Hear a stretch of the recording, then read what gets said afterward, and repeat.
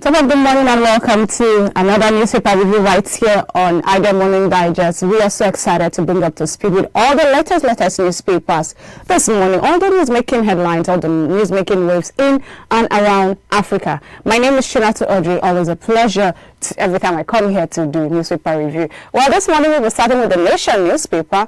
And on the Nation, we see that 130 Niger pupils and teachers rescued.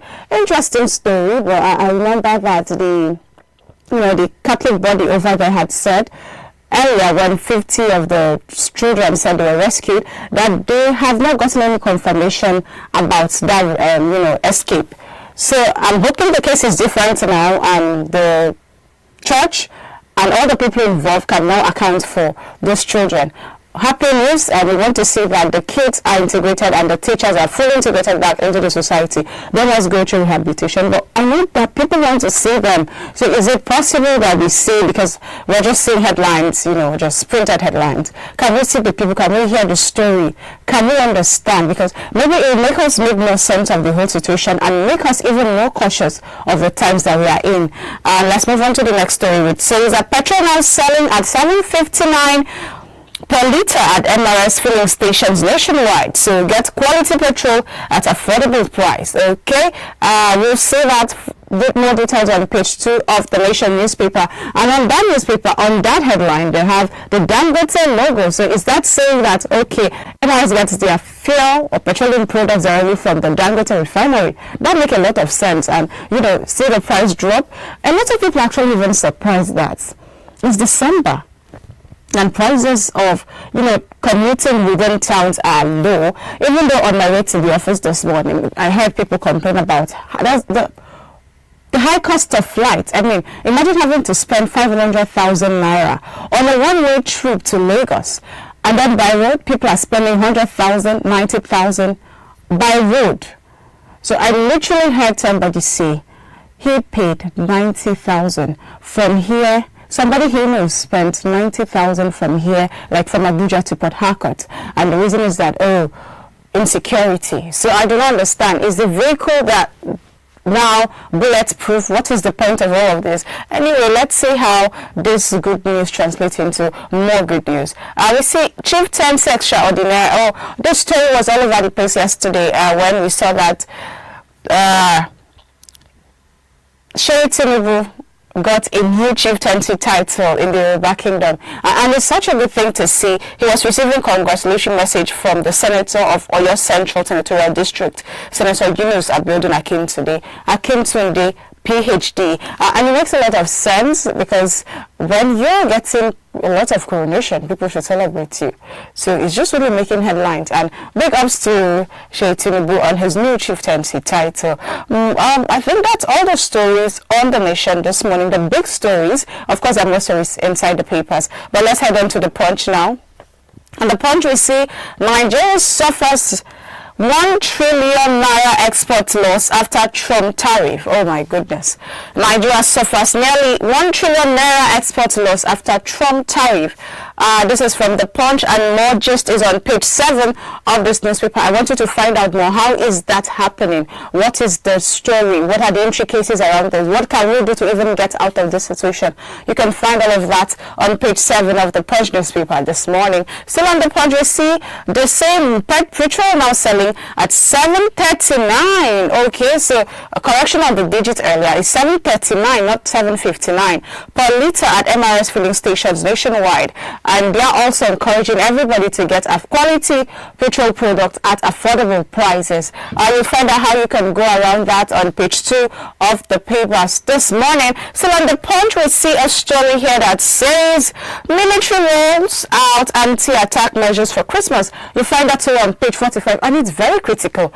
The Yuletide season is one season where a lot of things happen in the midst of celebrations. I know in some countries where they've had to cancel gatherings because people are not ready to risk insecurity at this point. People are now taking more cautious steps to ensure that people celebrate without having to lose their lives. And I like that the military is ramping up efforts to ensure that the old blaze season and the Yuletide season and the dirty December season is good for Nigerians. I mean, nobody wants to celebrate Christmas unhappy, sad, losing a family one. a loved one in the family over issues that could have been resolved by our security outfits that we have. So, and this is a good one coming from the military. But let's see what INEC is saying. The Auditor General flags 288 billion INEC spending under Yakubu. Page 9, interesting times ahead. Okay, 2027 is coming and we're already seeing some flags, flag down, flags up, so whatever kind of flags around the election. 288 billion naira being flagged under former INEC chair Yakubu. Well, how is that going? I'm sure there's going to be a series of investigation into the matter, and we will just, I trust Nigerians will be sitting to see what happens. Will investigation be adequately carried out? Will people be called to book? Will justice prevail? Too many questions on the mouth of the citizens, but we are always here to find out and bring you up to speed with the gist and investigations as they uncover. We'll also seeing PDP crisis. We see that Turaki's block 6 court order to unseal secretariat, page 9. It's season of faction versus faction. It's season of calm versus calm. It's season of opposition versus position. Okay, we want to see how. I just feel like 2027 election is about to be one of those elections where we are glued to our screen, watching how events unfold. We're seeing factions upon factions, camps upon versus camps, opposition versus, everybody is just, and the point is, all this hustle, all this bustle is for power, is for position, is to have the final say. But if people are not able to fix the internal crisis, how are they able to fix the external crisis in the nation? So let's see what happens with the PDP crisis. Is this not an avenue for other parties, for the opposition to say, oh yes, this is a party people want to trust in 2027, and all of that kind of thing. So also we're saying that Akpabio takes Natasha suspension case to Senate court. That story is on page 8 of the Punch newspaper. Akpabio, as a Senate president, takes Natasha suspension case to Senate court. To Supreme Court, rather. Supreme Court. I mean, it does make sense to say Senate because he's the Senate president, so Supreme Court, I beg your pardon. And the last story is Christmas is not a moment. This is more reflective, and it's coming from General Olufemi Oluyede, the Chief of Defense Staff. And he's saying, Christmas is not a moment. It is a movement towards kindness and common purpose. Christmas is not a moment. It is a movement towards kindness and common purpose. Anyway, I want to kind of argue with the Chief of Defense Staff, sir. Christmas is a moment because it happens during a certain period of time, but I get what he's saying. It's a movement because you have to do certain things to make that moment special. But I think it's a moment because we don't have Christmas in February, we don't have Christmas in January. So it's a moment, this Yuletide period is towards the end of the year in Nigeria, in our calendar. So it's also a moment, sir. So maybe we don't want to rephrase anyway. But let's see the next newspaper. We're looking at New Telegraph this morning. On New Telegraph, we see FDI inflow surge 120% to 440 million in 8 months. Is that not some good news? Well, you can find out that full story on page 3 of the New Telegraph. So you go find out how it's happening. Yuletide fare hikes, legal exploitation to be tolerated. Hold on a second. Yuletide fares hikes legal. Exploitation won't be tolerated. So FCCPC, okay, I get the story now. FCCPC is saying on page 25 that all of these hikes that we are seeing, I just told you about how flights are going for 500k one way. So you're having to spend 1 million naira within just Nigeria. You're not leaving Nigeria to London. You are traveling in Nigeria, spending at least 1 million naira on a round-way trip. Well, FCCPC has news, and it's saying that unscrupulous behavior and exploitation will be tolerated. But I want to see how they'll do it. So are they going to stop? Because these buses are already loading to places, packing people, and they're already charging 91,000, 100,000 naira for Christmas. Just ruining the moment for some people. Some people can't afford to travel to be with their loved one because That's some people's salary. So someone will spend their salary on just travel. So you can't even buy bread for people at home. You can't even do anything else. Your job is to appear in the house and say, oh, I'm home. I came from Abuja. And then home will not send you back home when it's time for January. Anyway, I want to see what FCCPC does to that, but you can find out more details on page 25 of the New Telegraph. More stories on the New Telegraph. We see, stop complaining. You had your time. Umai tells opposition. Okay. And this is a long read because you can find the story on page 3, 9, 10, and 11. Page 3, 9, 10, and 11. Okay, so there is this fear of one party being heightened in Nigeria. We've had some conversations around, are we about to run a one-party system? Are we about to have a one-party system? Well, we don't know. But the power, the party that has the power now is saying, you all had your time. Why are you complaining now? And they're saying that through Umai, and he's saying, Minister Vox is saying, you guys had your time. You should have done what you needed to do. Don't complain. But I do not, if they complain on the basis of positive criticism, I do not think that they are bad in itself. Our goal should not be about party. Our goal should be about making a nation, fixing infrastructure, making our country better, making lives for everybody better. That should be what's on our head. That's what I think. So it shouldn't be a party thing. So we wanted another story on page 3 is U.S. Nigeria sealed $2.1 billion deal to strengthen faith-based healthcare. Faith-based healthcare. You remember that Donald Trump had recently said, categorize Nigeria as a country of particular concern. Guns are blazing, all of that story. And now we are seeing a commitment of a $2.1 billion deal to strengthen faith-based healthcare. Interesting. You know why this is more interesting? Because we just recently read about the visa restrictions that Nigeria is now being included in.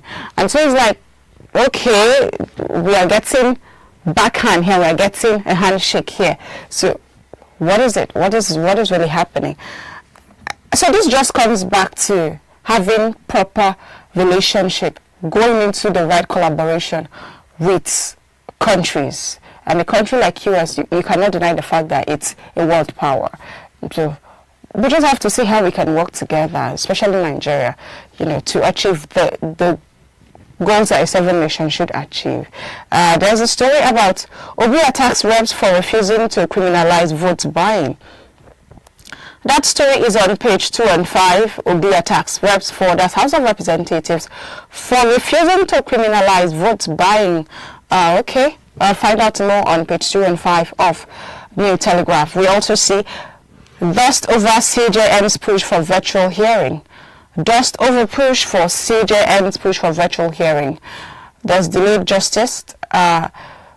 So find out more on page 14 and 15. We also see the story about the 130 Niger state school children who have regained their freedom, and like I emphasized earlier, we just want to see them reintegrated back into the society, back to the normal life. It may not happen, but it may not happen as fast as we want it, but they must go back to their lives. And I hope that all the resources that we put in place by the government to ensure that happens as fast as possible.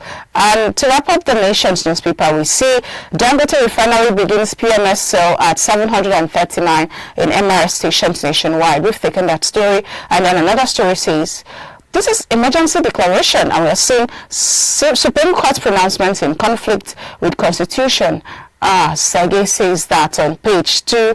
Let us find out more. We're also seeing Chairman Hess Holding, Mr. Tony Lumumba, and President Chairman of the African Export-Import Bank, that's Afreximbank, Dr. George Elombi, during the signing ceremony to mark the execution of a $750 million financing transaction between Hess Energies and Afreximbank in Abuja. So there's a picture of Tony Lumumba and Dr. Alombi from Afreximbank, and that's a collaboration that has just been sealed. Let's see what unfolds between the two big organizations looking forward. But now let us move away from the New Telegraph to another newspaper, and we'll be looking at Tribune, and Tribune is going to be our last paper for this morning. Nigerian Tribune says DHQ, police and others deploy more men in strategic locations. Good move. We also see, we'll find that story on page 3. And we're also seeing Army kills 21 terrorists, intercepts logistics in Borno. That's page 3 again. So this is why the defense headquarters and the police have now sent, officers into strategic positions to restore sanity. I hate when I see stories like this.